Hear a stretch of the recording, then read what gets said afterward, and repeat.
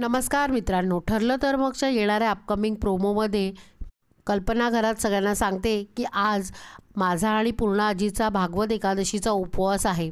तितक्यामध्ये अस्मिता येते आणि सगळ्यांना सरप्राईज देते. सगळे खूप खुश होतात आणि ती अजून एक सरप्राईज देते आणि सगळ्यांना हिंट देते की मी आता काही उपवास करू शकणार नाही आहे.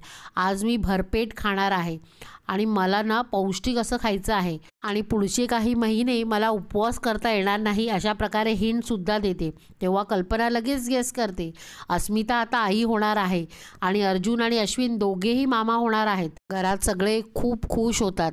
मग काय, प्रिया काहीतरी कारस्थान करणारच.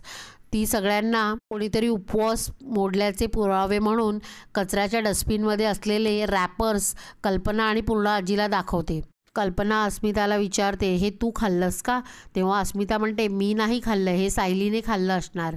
तेव्हा सायली पूर्णा आजीला समोरून विचारते, आजी तुम्हाला खरंच असं वाटत आहे का? इतक्या महत्त्वाचा उपवास मी असा मोडेल? तेव्हा पूर्णा आजी मात्र निरुत्तर होतात आणि सायली काय शांत बसणार नाही. त्या पिशव्या कचरापेटीत टाकण्यासाठी प्रियाने नक्कीच इथे काहीतरी खाल्लं असणार आणि ती प्रियाच्या रूममध्ये झाडू मारते आणि झाडू झाडताना तिला काही वस्तू सापडतात. तेव्हा ती घरातल्या सगळ्यांना बोलवते आणि सगळ्यांना दाखवते सुद्धा, मी घरात केर काढत असताना मला काय काय सापडलेलं आहे ते. आणि त्यावरून ती असं सिद्ध करते की प्रियाने माझ्यावर खोटा आरोपच केला नाही आणि स्वतः उपवाससुद्धा मोडलेला आहे. आता पाहूयात पुढच्या भागामध्ये हे उपवास प्रकरण कुठपर्यंत जाते ते. धन्यवाद.